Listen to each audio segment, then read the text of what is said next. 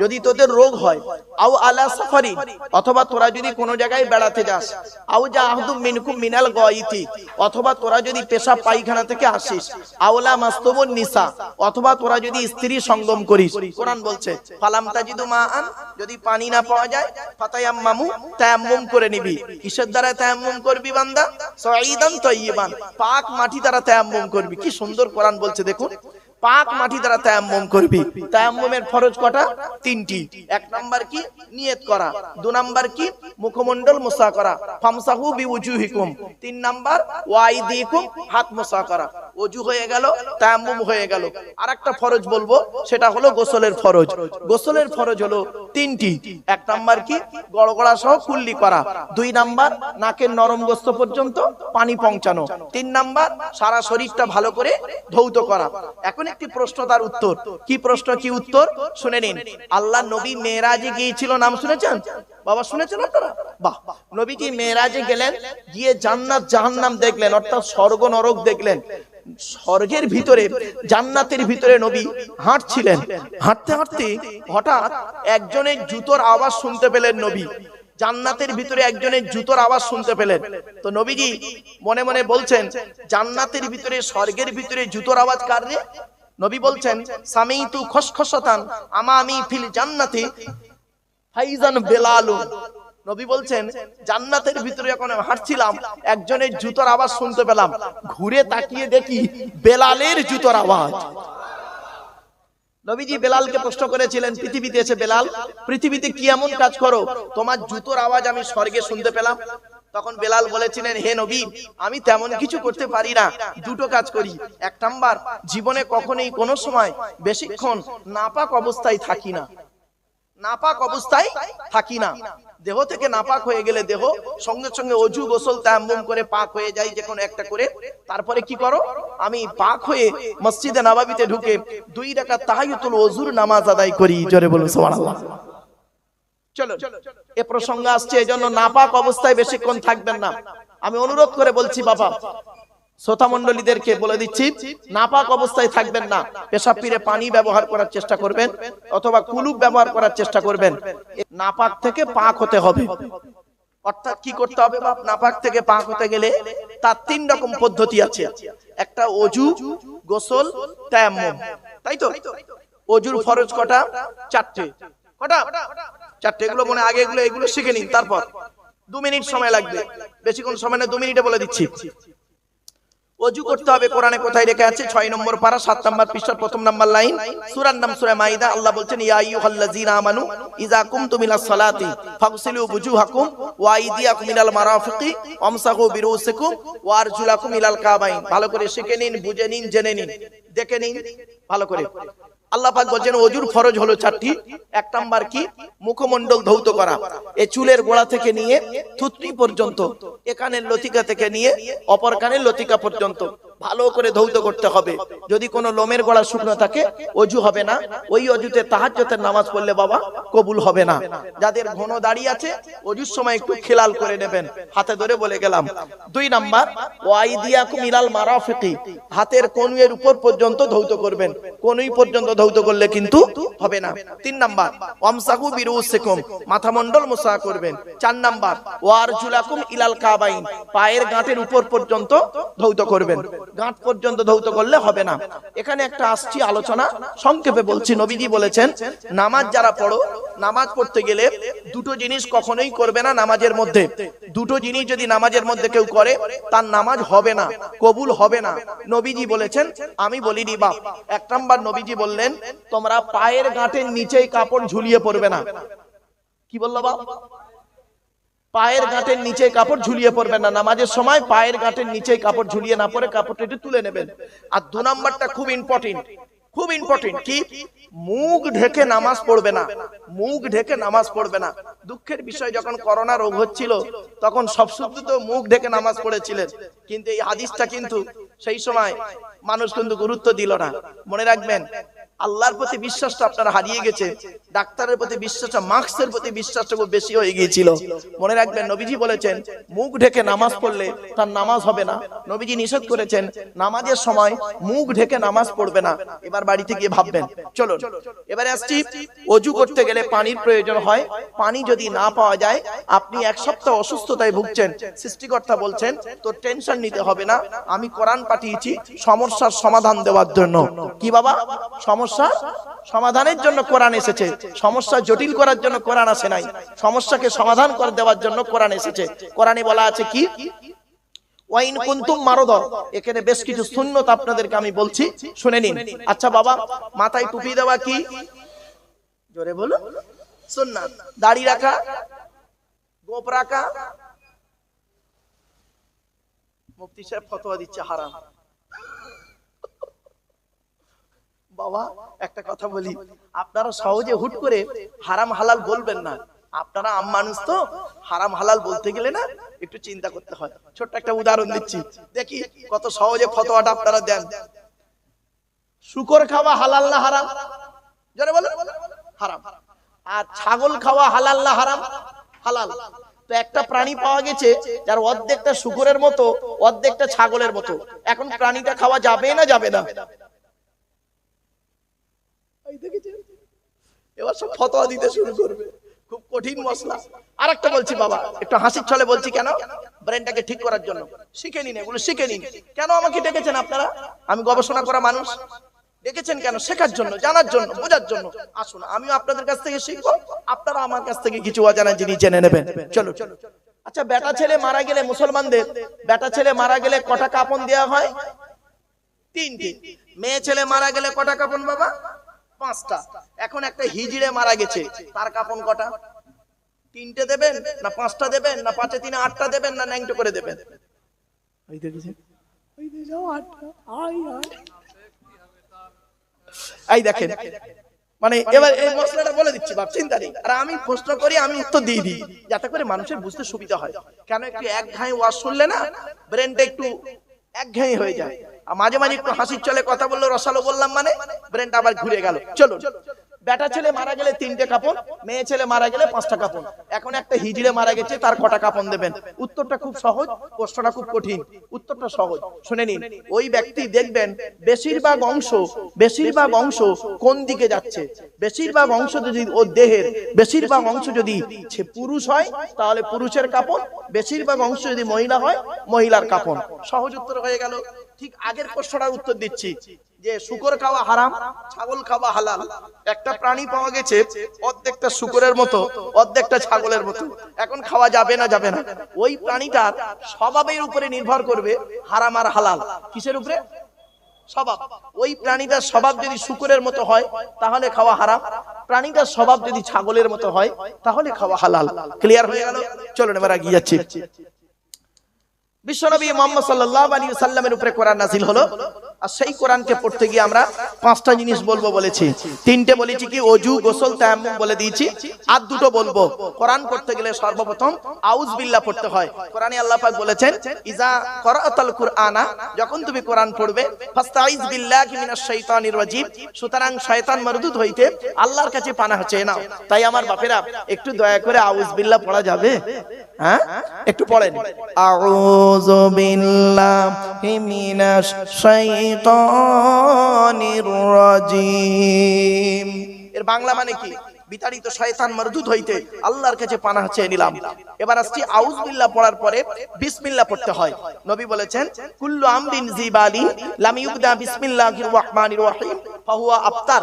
নবী বলেছেন, যে প্রত্যেকটা কাজ যখন শুরু করবে সৃষ্টিকর্তার নাম দিয়ে শুরু করবে। আল্লাহর নাম ছাড়া যদি কোনো কাজ শুরু করো, ওতে কোনো বরকত পাবে না, ওটা হবে লেজ কাটা। তাহলে আমার বাপেরা, একবার আউজ বিল্লাহর মতো উচ্চ আওয়াজে বিসমিল্লাহ পড়া যাবে? হ্যাঁ, একবার পড়েন। বিসমিল্লাহির রহমানির রহিম। এর বাংলা মানে কি? আল্লাহর নামের সঙ্গে যিনি পরম দয়ালু দয়াবান। আমি শুরু করছি আল্লাহর নামের সঙ্গে যিনি পরম দয়ালু দয়াবান। এবার আমরা আলোচনায় ঢুকছি। যে সূরাটির আলোচনা করব সূরাটির নাম সূরা হুজরাত। আর সূরাটি মদিনায় অবতীর্ণ হয়েছে। সূরাটির ভিতরে রয়েছে কি মাত্র 18টা আয়াত। মাশাআল্লাহ, আপনারা যার অপেক্ষায় ছিলেন ফুরফুরা শরীফ থেকে আগত আওলাদে মুজাদ্দিদে জামান পীর সাহেব হুজুর কিবলা, তিনি এসে গেছেন। তাজিমান একটু তাকবীর দেন না বাবা, নারায়ে তাকবীর, নারায়ে তাকবীর। আওলাদে মুজাদ্দিদুজ জামান, আওলাদে মুজাদ্দিদুজ জামান পীর সাহেব হুজুর কিবলা, নারায়ে তাকবীর। আলহামদুলিল্লাহ, তিনি এখনই আসবেন, এক ঘন্টা খানেকের মধ্যেই চলে আসবেন ইনশাআল্লাহ, চিন্তা নেই বাপের। চলো এবারে আসছি বক্তব্যের শুরুতেই আলোচনা। এই সূরার শুরুতেই রয়েছে মুমিনের আলোচনা। কি কার কার কার? আচ্ছা, মুমিন কে? কোন ব্যক্তিকে মুমিন বলা হয়? গালে শুধু দাড়ি রাখলে মুমিন না, মাথায় টুপি দিলে মুমিন না, লজ্জাস্থানের চামড়া কাটলে মুমিন তাও নয়, শুধু নামাজ পড়লে মুমিন তাও নয়। মুমিনের কতগুলো ভাগ আছে শুনে নিন। এই কোরআনে আছে মুমিনের সর্বনিম্ন হলো 5টা ভাগ, 5টা গুণ। কটা? সর্বনিম্ন 5টা কোরআনে আছে, আমার কথা নয় বাপ। কোরআনে আছে সর্বনিম্ন 5টা, আর সর্বাধিক হলো 30টা। কটা? সর্বনিম্ন কটা? 5টা, আর সর্বাধিক 30টা। এটা কোরআনের কথা। আর হাদিসে আছে কটা? আল ঈমানু বিজউ ওয়া সাবউনা শুবা, ঈমানের 70টা ভাগ, 70টা ভাগ। তাহলে 30 আর 70 কত হলো বাবা? 100টা গুণ যার মধ্যে থাকবে তিনি হলেন খাঁটি, পারফেক্ট খাঁটি মুমিন। জোরে বলুন সুবহানাল্লাহ। বাবা 100টা 10টা গুণ আমাদের মধ্যে নেই ঠিক মতো, আমরা নিজেকে মুমিন বলে দাবি করি, তাই না? চলো 5টা গুণ কি? সর্বনিম্ন 5টা শুনে নিন। সর্বনিম্ন 5টা কি কি শুনে নিন। তার আগে ছোট্ট একটা কথা আপনাদের বলি। আল্লাহ নবী মেরাজে গেলেন, জান্নাত দেখলেন, জান্নাতে ওই দেখলেন। আর জাহান্নামায় কি দেখছে শুনুন। জাহান্নামার দরজাটা খুলে দেওয়া হয়েছে। খুলতেই নবীজি দেখতে পাচ্ছেন জাহান্নামার গেটে, নরকের গেটে যুবক আর যুবতীদের লজ্জাস্থান থেকে পুঁজ আর রক্ত বেরোচ্ছে। কি বেরোচ্ছে? পুঁজ আর রক্ত। এই যুবক ছেলেরা শুনে নাও, পুঁজ আর রক্ত বেরোচ্ছে। আর তারা খুব চিৎকার করছে। নবীজি তাদেরকে দেখে বললেন, জিব্রাইলকে বলছেন, মান হাউলা গিয়া কি জিব্রাইল, ও ভাই জিব্রাইল এরা কারা? জিব্রাইল বললেন, আজ-জুনাত, আজ-জুনাত, আজ-জুনাত, এরা হলো ব্যভিচারকারী নারী আর পুরুষ, পৃথিবীতে ব্যভিচার করে করে বেড়াতো। আচ্ছা, এই কথাটা শোনার পরে আপনাদের কি মনের অনুভূতি হলো একটু বলবেন? আমি তো এটা বললাম হাদিস, নবী যেটা দেখেছেন সেটা বললাম। আপনাদের মনের মধ্যে কিছু অনুভূতি হয়েছে? যদি আপনাদের মনের মধ্যে কোনো অনুভূতি হয় তাহলে আপনারা মুমিন। আর যদি মনের মধ্যে যদি কিছুই অনুভূতি না হয়, জানবেন আপনার অন্তরে এখন ঈমান নেই। এবার বুঝতে পারছেন কি অনুভূতি হবে? এইটা শোনার সাথে সাথে বুকের ভেতরে একটা ধাক্কা লাগবে। আল্লাহ, আমার বয়সটা এখন 50, আমার বয়স 50। আমার বয়স যখন 20 বছর ছিল, আমার বয়স যখন 20 বছর ছিল, আমি আমার জীবনে কটা মেয়ে নষ্ট করেছি তার কোনো ঠিক নেই। আমি কত জেনা করেছি তার ঠিক নেই, কত চিটিংবাজি, মিথ্যাবাদী, দাগাবাজি করেছি তার কোনো ঠিক নেই। আল্লাহ, আমার কি হবে, আমার কি হবে? মনের ভিতরে তোলপাড় শুরু হয়ে যাবে, চোখ মুখ ছলছল করবে। যদি আপনাদের মনের মধ্যে যদি এরকম তোলপাড় শুরু হয় তাহলে জানবেন আপনার অন্তরে ঈমান আছে, আর যদি না হয় তাহলে জানবেন আপনার অন্তরে ঈমানটাই নেই। আপনার অন্তরে ঈমানই নেই, আপনি মুমিন বলে দাবি করছেন, মিথ্যা কথা। তাই কোরআন বলছে মুমিনের পরিচয় 5টা কি কি?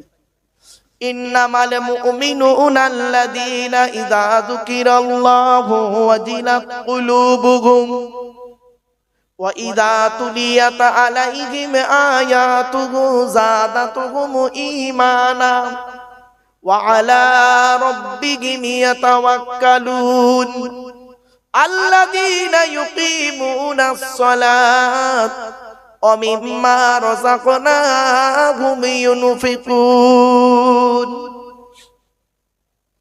9 নম্বর পারার 16 নম্বর পৃষ্ঠার 2 নম্বর লাইন, সূরার নাম সূরা আনফালের 2, 3, 4 নম্বর আয়াত। আল্লাহ বলছেন, ইন্নামাল মুমিনুনা আল্লাযীনা ইযা যুকিরাল্লাহু ওয়াজিলাত কুলুবুহুম। মুমিনের সামনে যখন আল্লাহর গজবের আলোচনা করা হবে, মুমিনের অন্তরটা আল্লাহর ভয়ে কাঁপতে থাকবে। কিছু বুঝতে পারছেন? আল্লাহর গজবের আলোচনা করা হবে, মুমিনের অন্তরটা আল্লাহর ভয়ে কাঁপতে থাকবে। 2 নাম্বার হলো ওয়াইজা তুলিয়াত আলাইহিম আয়াতুহু যাদাতুহুম ঈমানা।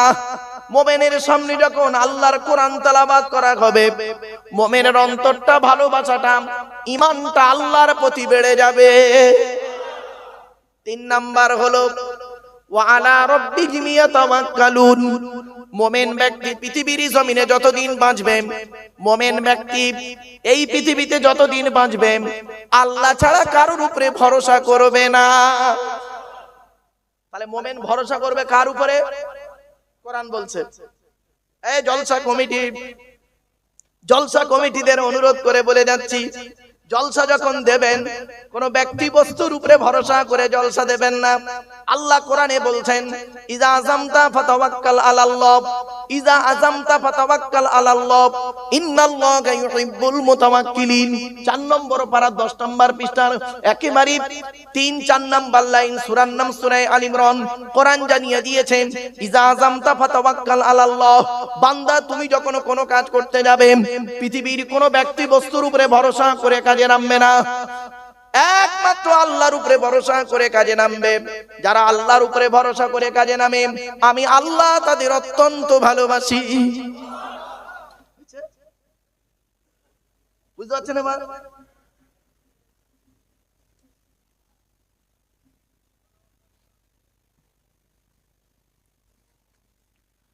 আমার বাপেরা 4 নাম্বার হলো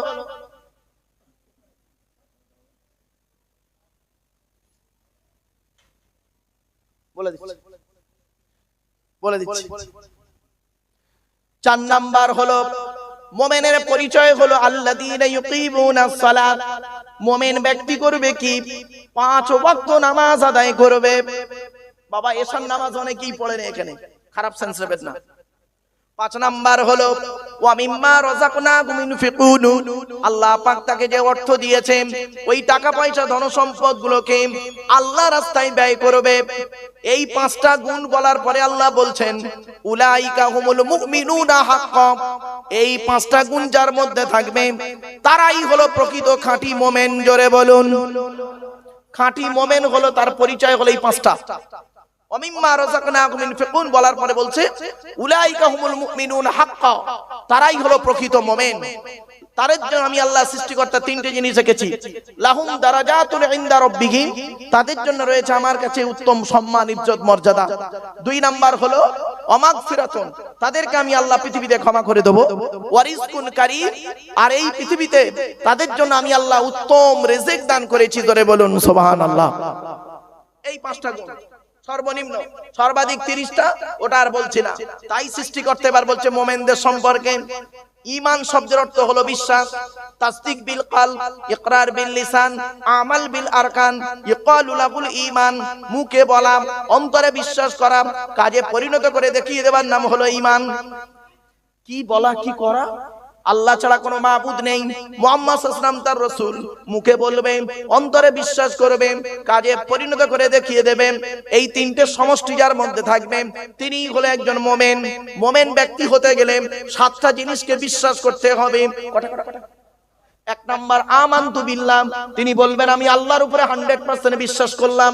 2 নাম্বার অমালাইকাতিহি, আল্লাহর পাঠানো সমস্ত ফেরেশতাদেরকে বিশ্বাস করলাম। ওয়া কুতুবিহি, আল্লাহর পাঠানো সমস্ত কিতাবকে বিশ্বাস করলাম। ওয়া রুসুলিহি, আল্লাহর পাঠানো সমস্ত রাসূলকে বিশ্বাস করলাম। ওয়াল ইয়াউমিল আখিরি, আল্লাহর কিয়ামতকে বিশ্বাস করলাম। ওয়াল কদরি খাইরিহি ওয়া শাররিহি মিনাল্লাহি তাআলা, ভালো মন্দ তাকদীরকে বিশ্বাস করলাম। আর ওয়াল বাসি বাদাল মাউত, মরণের পরে যে আমাকে আবার তোলা হবে কিয়ামতের মাঠে, এটাকেও বিশ্বাস করলাম। এই 7টা জিনিসকে যিনি বিশ্বাস করবেন, তিনি হলেন একজন খাঁটি পারফেক্ট মুমিন। কিছু বুঝতে পারছেন? তা আপনারা এই 7টা জিনিসকে বিশ্বাস করেন তো? আরে ভাই বলুন না, তাহলে আপনারা মুমিন। এবার আপনাদের সম্পর্কে কোরআন কি শিক্ষা দিচ্ছে দেখুন, আদবের শিক্ষা। ইয়া আইয়ুহাল্লাযীনা আমানু লা তুকদ্দিমু বাইনা ইয়াদাইল্লাহি ওয়া রাসূলিহি ওয়াত্তাকুল্লাহা ইন্নাল্লাহা সামিউন আলীম। প্রথম আয়াত আজকে সূরার আলোচনার প্রথম আয়াত। ইয়া আইয়ুহাল্লাযীনা আমানু, হে ঈমানদার বান্দাগণ, লা তুকদ্দিমু বাইনা ইয়াদাইল্লাহি ওয়া রাসূলিহি, তোমরা আল্লাহ আর নবীর আগে বেড়ে যেও না। আল্লাহ যেটা বলেছে ওটাকে গ্রহণ করো, নবী যেটাকে বলেছে ওটাকে গ্রহণ করো। মা আতাকুমুর রাসূলু ফাখুযুহু ওয়া মা নাহাকুম আনহু ফান্তাহু। আল্লাহ বলছেন নবী যেটা বলে ওটাকে গ্রহণ করো, আর নবী যেটা থেকে দূরে সরে থাকতে বলেছেন ওটা থেকে দূরে সরে থাকবে। আল্লাহ বলছেন লা তুকদ্দিমু বাইনা ইয়াদাইল্লাহি ওয়া রাসূলিহি। আল্লাহর তৈরি মতবাদকে নিয়ে আমরা চলি না, নবীর তৈরি মতবাদকে নিয়ে চলি না, ব্যক্তির মতবাদকে নিয়ে আমরা গুরুত্ব বেশি দিয়ে দিই। ঠিক না বেঠিক? ব্যক্তির মতবাদ, মানুষের তৈরি মতবাদকে খুব গুরুত্ব দিই, কিন্তু আল্লাহর তৈরি মতবাদ, আল্লাহর তৈরি বিধানের উপরে আমাদের গুরুত্ব কম। আল্লাহ বিধান দিয়ে দিয়েছে, কোরআনের ভিতরে সবকিছু দিয়ে দেওয়া হয়েছে, আর নবী তার হাদিসের ভিতরে সবকিছুর বিধান সুন্দর করে বুঝিয়ে দিয়েছেন। আমরা করলাম কি? আল্লাহর তৈরি, আল্লাহর আগে বেড়ে গেলাম, নবীর আগে বেড়ে গেলাম। শুনে রেখে দিন, ঈমান যদি আনতে হয় সর্বপ্রথম কার উপরে আনবো? জোরে বলো। সর্বপ্রথম ঈমান আনতে হবে আল্লাহর উপরে। তার দলিল কি? কোরআনে আল্লাহ পাক বলছেন ফামিনু বিল্লাহি ওয়া রাসূলিহি, আল্লাহর উপরে প্রথম ঈমান আনবে, তারপর রাসূলের উপরে ঈমান আনবে, তারপরে অন-নূরিল্লাযী আনজালনা। অন-নূর মানে কোরআন, এই নূরের তাফসীর বলা হয়েছে ইসমে মাউসুলা দিয়ে আল্লাহ পাক বলছেন আল্লাযী আনজালনা, যেটা আমি আল্লাহ নাযিল করেছি, অর্থাৎ কোরআন। তাহলে সর্বপ্রথম আল্লাহর উপরে ঈমান আনতে হবে, তারপরে নবীর উপরে ঈমান আনতে হবে। আমরা তো বুঝি না, উল্টোপাল্টা করে ফেলি, খবরদার নয়। তাই আল্লাহ পাক বলছেন ইয়া আইয়ুহাল্লাযীনা আমানু, হে ঈমানদার বান্দাগণ, লা তুকদ্দিমু বাইনা ইয়াদাইল্লাহি ওয়া রাসূলিহি, আল্লাহ আর নবীর আগে বেড়ে যেও না। আল্লাহ যেটাকে বলেছে ওটাকে গ্রহণ করে নাও, নবী যেটা বলেছে ওটাকে গ্রহণ করে নাও, কখনোই আগে বেড়ে যাবে না। আর আল্লাহর ওলি হবে তারা, আল্লাহর ওলি তারা হবে। আলা ইন্না আউলিয়া আল্লাহি লা খাউফুন আলাইহিম ওয়া লা হুম ইয়াহজানুন। 11 নম্বর পারার 15 নম্বর পৃষ্ঠার প্রথম নাম্বার লাইন, সূরার নাম সূরা ইউনূসের 62 নম্বর আয়াত। সেখানে বলা হয়েছে আলা, হোশিয়ার হয়ে যাও, জেনে রাখো, ইন্না আউলিয়া আল্লাহি লা খাউফুন আলাইহিম, যারা আল্লাহর ওলি, আল্লাহর বন্ধু, তাদের কোনো ভয় নাই, তাদের কোনো চিন্তা নাই। এইটুকু বলেই তো আমরা খালাস হয়ে যাই, কিন্তু না।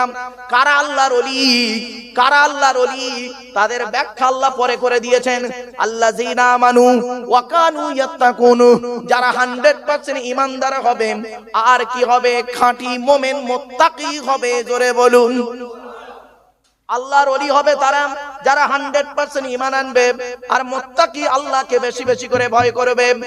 3 নাম্বার হলো লাহুমুল বুশরা ফিল হায়াতিদ দুনিয়া ওয়া ফিল আখিরাহ, তাদের জন্য আল্লাহ পাক সুসংবাদ দিয়েছে, দুনিয়াতে সুসংবাদ, আখিরাতে সুসংবাদ। 4 নাম্বার, দুনিয়াতে শান্তি সম্মান, আখিরাতে জান্নাত। 5 নাম্বারটা কি শুনে নিন, আল্লাহর ওলি হতে গেলে তার শর্তগুলো কি শুনে নিন।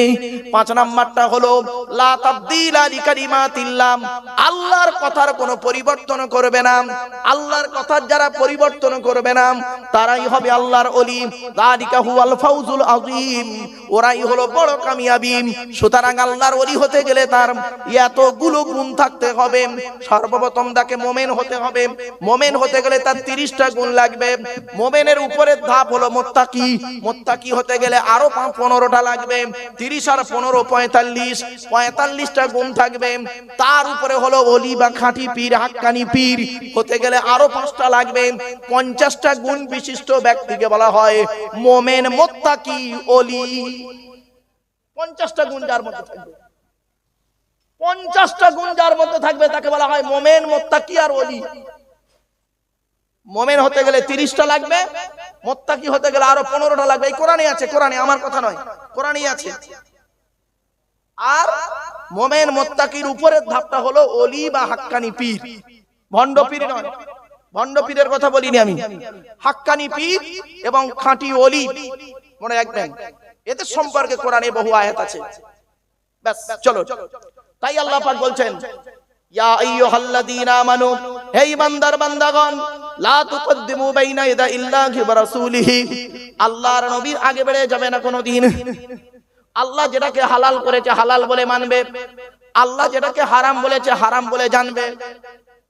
আচ্ছা, আল্লাহ হারাম করেছে কোনগুলো কোনগুলো বলেন তুই একটা। এই কোরআনই আছে 250টা হারাম। কটা কটা কটা? 250টা হারাম আছে আয়াত, আর 250টা হালাল আছে। আচ্ছা, আমরা কটা হারাম জানি? সেই মদ, সুদ, ঘুষ, এই কটাই জানি তো। 250 রকমের হারাম আছে কোরআনে, 250 রকমের হারাম। বাপেরা শুনে নিন, মদ খাওয়া হারাম, সুদ খাওয়া হারাম, ঘুষ খাওয়া হারাম, বিয়ের পণ নেওয়া হারাম, নারী নির্যাতন করা হারাম, অন্যায়ভাবে অত্যাচার করা হারাম, কাউকে বাজে ভাষায় গালি দেওয়া হারাম। শুধু তাই নয়, শ্বশুরকে গালি দেওয়া হারাম। শ্বশুরকে গালি দেয় যারা, যে সমস্ত জামাইরা, হারাম। শুধু তাই নয়, শুনে নিন, এই প্রসঙ্গ যখন এলো একটা ছোট্ট কথা আপনাদের বলি, শুনলে অবাক হয়ে যাবেন। আল্লাহর নবীর 4টে কন্যা ছিল, ছোট মেয়েটার নাম হলো কি? ফাতেমা, তাই তো? তো আম্মাজান ফাতেমাকে যখন আলীর সঙ্গে বিবাহ দিলেন, আলীর সঙ্গে বিবাহ দেওয়ার পরে আলীর ঘরে পাঠাচ্ছেন, মেয়েকে শ্বশুর বাড়ি পাঠাচ্ছেন। আপনারা আপনাদের মেয়েদের বিয়ে দিয়ে শ্বশুর বাড়ি পাঠান, আর নবী তার মেয়েকে বিয়ে দিয়ে শ্বশুর বাড়ি পাঠাচ্ছেন। কিভাবে পাঠাচ্ছেন দেখুন। আপনাদের জামাই বাড়ি পাঠানো মেয়েকে, আর নবী তার মেয়েকে জামাই বাড়ি পাঠাচ্ছেন, দেখুন কিভাবে, কিরকম পার্থক্য দেখুন। নবীজি ফাতেমাকে কি দিয়েছিলেন? কি দিয়েছিলেন শুনে নিন। 1 নাম্বার 2টো জামা। কটা? 2টো জামা। ফাতেমা 2টো জামা দিয়েছিলেন। একটা জাঁতা, জাঁতা বোঝেন? জাঁতা। একটা পানির কলসি, একটা খেজুর পাতার চাটাই, আর একটা হলো চামড়ার বালিশ। কটা? একটা। কটা দিয়েছিলেন? একটা চামড়ার বালিশ দিয়েছিলেন। আল্লাহর নবী বলেছেন, স্বামী স্ত্রী যখন ঘুমাবে একটা বালিশে মাথা রেখে ঘুমাবে, এক বালিশে স্বামী স্ত্রী মাথা রেখে ঘুমাবে। আর আপনারা আপনাদের মেয়ে জামাইকে কি দেন? মেয়েকে শ্বশুর বাড়ি পাঠাচ্ছেন, খাট, গদি, ড্রেসিং টেবিল, আলমারি দিয়েছে, খাটের সঙ্গে 2টো ছোট ছোট মাথার বালিশ দিয়েছে, আর বিশাল বড় একটা লম্বা বালিশ দিয়েছে। ওরে কি বলেন? 5 বালিশ। 5 বালিশ, পার্টিশন বালিশ। আচ্ছা লও বাবা, তাই হলো।